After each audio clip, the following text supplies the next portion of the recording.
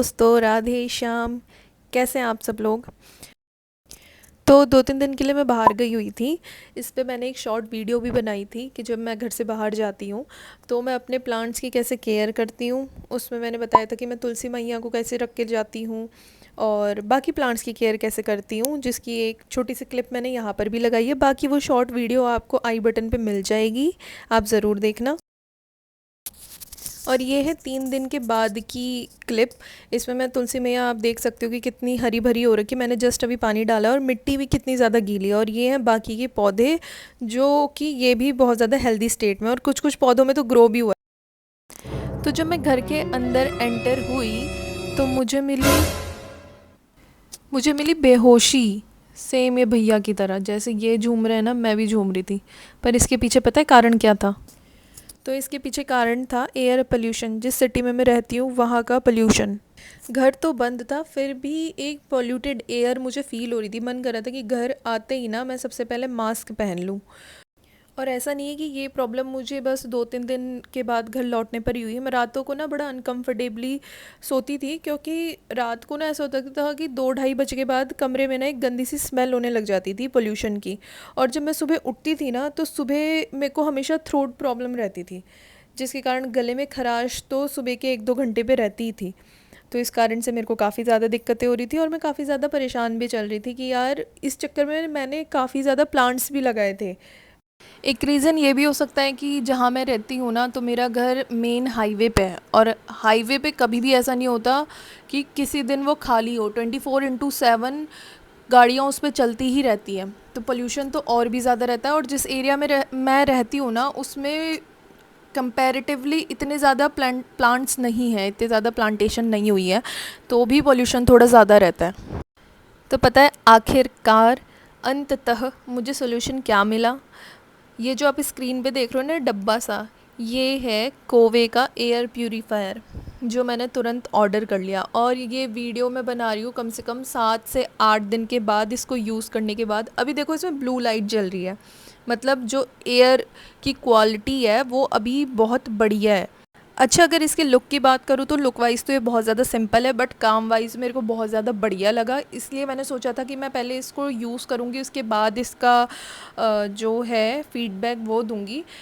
तो फ़ीडबैक में मैं यही कहूँगी कि जब से ये आया है ना, पहली प्रॉब्लम जो मेरे को हर रात को सोने पर और सुबह उठने पे होती थी, थ्रोट प्रॉब्लम, वो मेरी ठीक हो चुकी है। दूसरी चीज़, मैं घर पे कभी भी ना धूप अगरबत्ती नहीं जला पाती थी, क्योंकि बाहर का पोल्यूशन इतना ज़्यादा होता था और घर में अगर धूप अगरबत्ती का धुआं भी फैलता था ना, तो सांस लेने में हो जाती थी दिक्कत। तो इसकी एक बहुत अच्छी बात है कि ये आधे घंटे में ही ना सारा पोल्यूशन को एकदम चुटकी बजाते ऐसे दूर कर देता है। मतलब आधे घंटे में ही मेरे जो कमरे का AQI है वो 42 से 50 के बीच में आ जाता है। सेम ऐसा लगता है कि मैं अपने घर पे बैठी हूँ उत्तराखंड में। और अगर इसकी बात करूँ तो ये 355 स्क्वायर फीट की इसकी कवरेज है, और इसमें ना 3 फ़िल्टर होते हैं। तो जो सबसे पहला फ़िल्टर है वो है प्री फ़िल्टर। ये वॉशेबल भी है, और ये क्या करता है, धूल में मौजूद ऐसे जो बड़े बड़े कण होते हैं जो पोल्यूशन का कारण बनते हैं, प्रदूषण का कारण बनते हैं, उनको ये ना अब्जॉर्ब कर लेता है अपने अंदर। तो इसकी अब्जॉर्बेशन के बाद क्या होता है, जो बाकी के और फिल्टर होते हैं वो अपना काम अच्छे से कर पाते हैं। अब बाकी के 2 फ़िल्टर की बात की जाए तो एक है हैपा फ़िल्टर और एक है कार्बन फ़िल्टर। अच्छा, अब इन 2 फ़िल्टर की वर्किंग के बारे में बात की जाए तो जो हैपा फ़िल्टर है वो क्या करता है कि एयर में जो भी मौजूद वायरस होते हैं, बैक्टीरिया होता है, उनको अब्जॉर्ब कर लेता है।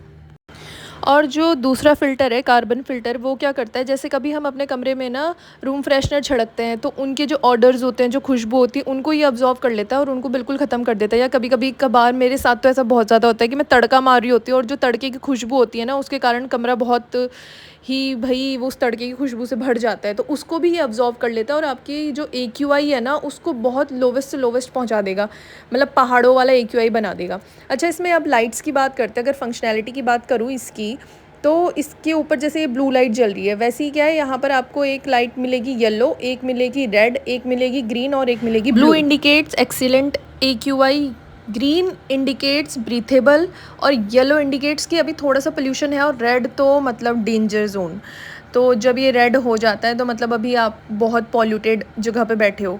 और मेरे साथ ना ऐसा काफ़ी बार हुआ है कि जब मैंने स्टार्टिंग में इसे चेक करा था तो मेरे कमरे का जो AQI था वो 750 था, और आधे घंटे में ये 750 से उसे ले आया था 50 पे।